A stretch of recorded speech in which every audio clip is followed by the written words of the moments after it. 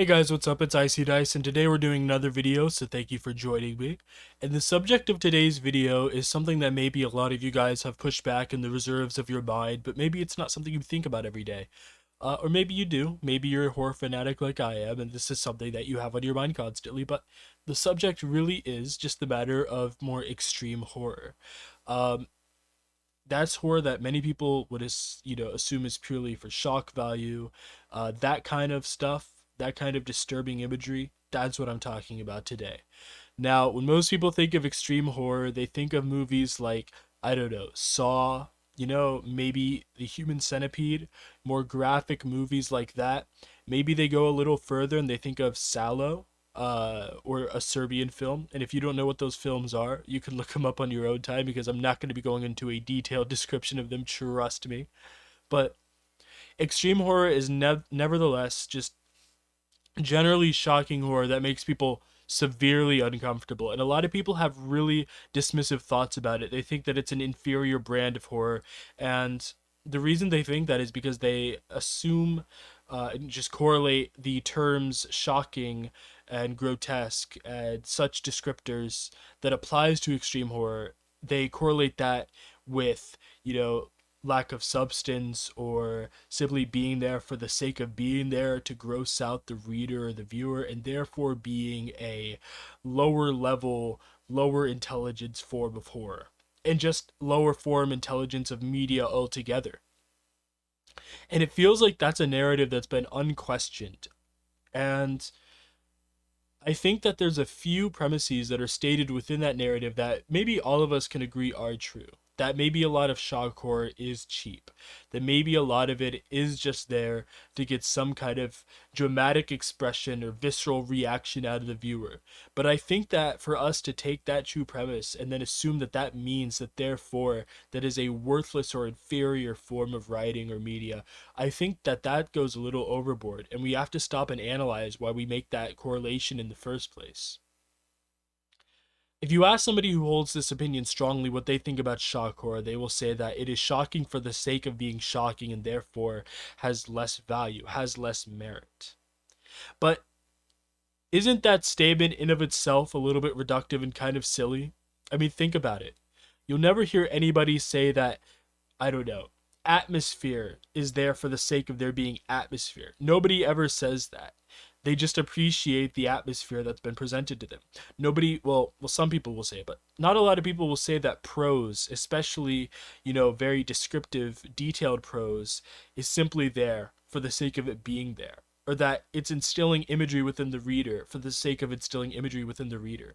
Those are very trivial things to say. I don't know why we would say them about shock horror, but not say them about, other forms of writing or of, other writing styles. Why is that? I think that, we like to pretend that we're higher class than we really are. We like to think that we're very sophisticated. Things have to have very deep artistic purpose in order to be appreciated. There has to be 12 layers of something in order for it to have merit. Well, that's simply not the case. A lot of us, myself included, enjoy a lot of things that are viscerally disturbing, and we shouldn't be knocked for that. There's no reason to knock us for that. Just like there's no real reason to knock a psychological horror fan who's simply interested in exploring the depths of somebody's emotional psyche and their mindset. People can have those preferences just as we can have these preferences. So really, again, we really should be challenging our assumptions and our preconceived notions and biases against certain forms of media and certain styles. It's okay to have a preference against shock horror. There's some shock horror that I have a preference against. The aforementioned Serbian film that I said earlier, I think it's a terrible movie because I think that a lot of the shocking horror that it just presents to us is lame. It's just fucking lame, and it's boring and uninteresting. And I think that's the meat and potatoes of my thoughts about it. That shock horror can be boring and interesting, but it can also be very interesting. Sorry, boring and uninteresting, I meant to say. But it can also be very interesting.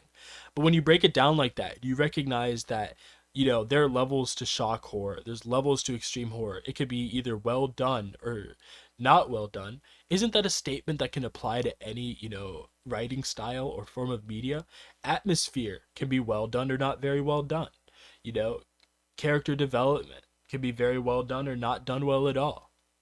So if you can recognize the nuances of things like that you can have character development, narrative progression, atmosphere, descriptions, imagery that is well done, and then, at the same time, there's also those things that are done poorly. If it's very circumstantial and we can recognize that, why can't we recognize that there is such a thing as well done and not very well done shock horror? Because I think that that's a nuanced perspective that not a lot of people are willing to indulge in. And I don't know why. I mean, I do have theories as to why. I think, again, we like to think of ourselves as sophisticated people, and maybe shock horror to a lot of us is too dirty and too grimy and too down in the mud for us to consider enjoying, at least publicly, right? And so you'll get a lot of people who are like, I don't like that dirty, trash. I'm above that. It's meaningless to me. I get it.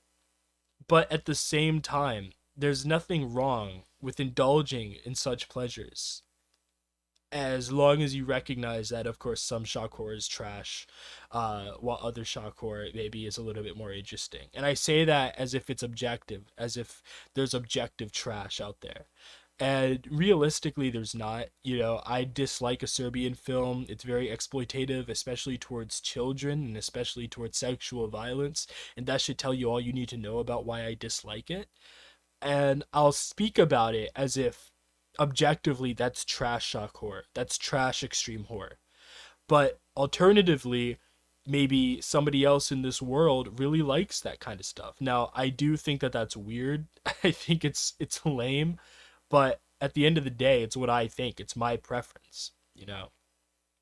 And I think that once we just understand that foundational truth that preferences are a thing that people have, and maybe these preferences don't even have to be rationalized. People just simply have preferences.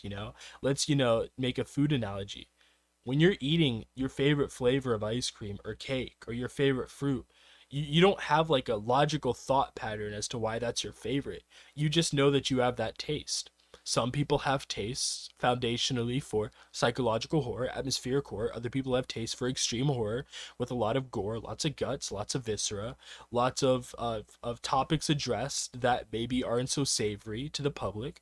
But it just is the case that they have that preference. And I don't think that there's anything that makes some preferences inherently inferior from an objective lens to others, because I don't even know if an objective lens for art exists. I think it's silly to imply that there's an objective lens because art is a human creation, and beauty and aesthetic is a human creation. It's something in our minds, right? So, of course, it's not objective.